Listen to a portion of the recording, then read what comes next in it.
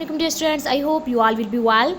Dear students, today I am going to cover one of the most important topic that's from translating word. Dear students, आज की short सी video में discuss करने वाली हूँ एक मोस्ट इम्पॉर्टेंट सब्जेक्ट का एक most important topic translating idioms and metaphors. Dear students, इससे पहले मैंने एक वीडियो बनाई थी ट्रांसलेशन किसे कहते हैं, definition of translation and kinds of translation. आप लोगों में से सब जिसने वो वीडियो नहीं देखी पहले वो देखे एंड देन आपको ये चीज़ क्लियर हो जाएगी कि ईडियम्स और मेटाफर्स को ट्रांसलेट करने से कौन से इश्यूज सामने आते हैं और इसका ट्रांसलेट करने का मतलब क्या है. सो आज की वीडियो हम शुरू करते हैं. First of all, idioms and metaphors are culture bound expressions. As you know, idioms and metaphors is basically specific cultural beliefs, habits or imagery, making them hard to translate directly. How is it possible for us to translate idioms directly? Directly idioms को translate करना मुश्किल हो जाता है क्योंकि literal meaning जो idioms के होते हैं वो डिफरेंट होते हैं. सो इस वजह से idioms को डायरेक्टली ट्रांसलेट करना हार्ड होता है, डिफ़िकल्ट होता है. Idioms have no literal meaning, कोई literal meaning नहीं होता. जैसे कि kick the bucket, that is idiom, इसका मतलब है to die, not literally kicking a bucket. So this is basically अगर हम इसका जो है literal meaning देखेंगे उसका मतलब तो ये है bucket को kick करना, ठीक है, बट इसका actual meaning क्या है, to die, ठीक. सो idiom को का literal meaning निकालना जो है वो डिफ़िकल्ट होता है, उससे उसका meaning टोटल चेंज हो जाता है.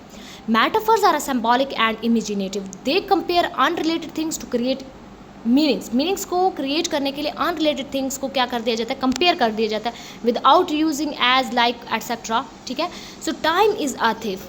टाइम अगर इस तरह लिटरल मीनिंग देखें तो हम क्या कहेंगे, वक्त जो है वो क्या है, चोर है, ठीक है, बट इसका दैट इज़ बेसिकली मेटाफर. सो इसको हम एग्जैक्ट जो है वो ट्रांसलेट करना हमारे लिए डिफ़िकल्ट होता है. Literal translation, okay, literal translation can cause confusion. Okay, literal translation करना, वर्ड फॉर वर्ड ट्रांसलेट करना इडियम्स को, मेटाफर्स को, मे साउंड स्ट्रेंज और लॉस देयर मीनिंग. जैसे कि मैंने एग्जांपल दे दी कि आप मीनिंग को लॉस कर जाते हैं जब आप लिटरल ट्रांसलेशन करते हैं, एक यानी वर्ड फॉर वर्ड ट्रांसलेशन करते हैं किसी भी इडियम्स की या मेटाफर की. So understanding the context is essential. Translator जो है वो मस्ट अंडरस्टैंड करे the figurative meaning with in its culture and situational context. ये बहुत ज़्यादा ज़रूरी है. 3 common strategies for translating idioms, 3 common strategies का यूज़ किया जा सकता है. Use an equivalent idioms in the target language, कि आप इसी तरीके से इक्विवेलेंट इडियम का यूज़ करें टारगेट लैंग्वेज के अंदर.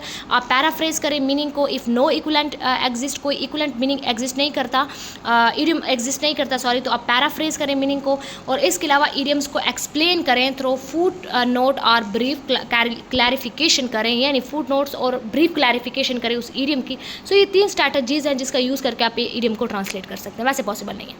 सो चैलेंजेस इन मेटाफर ट्रांसलेशन में कुछ चैलेंजेस हमारे पास सामने आ जाता है, जैसे कि cultural sample may not make sense to the target audience. For example, white as snow.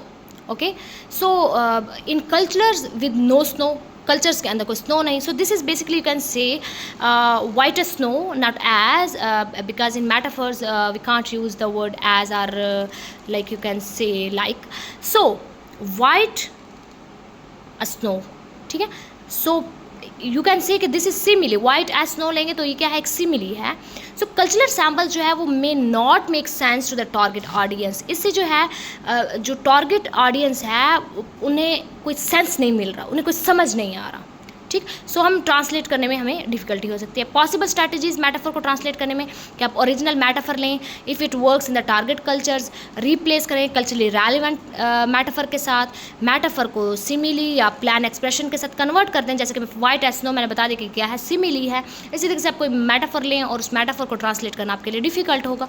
So loss of emotional और पोइटिक इफेक्ट, ऑटोमेटिकली जब आप जो है उसको ट्रांसलेट कर रहे होंगे, सो आपका जो इमोशनल और जो पोएटिक इफेक्ट होगा वो क्या हो जाएगा, डाइवर्ट हो जाएगा. यू कैन से कि वो लॉस हो जाएगा. So especially in literary translation, preserving the emotional tone of idioms and metaphor is crucial but difficult.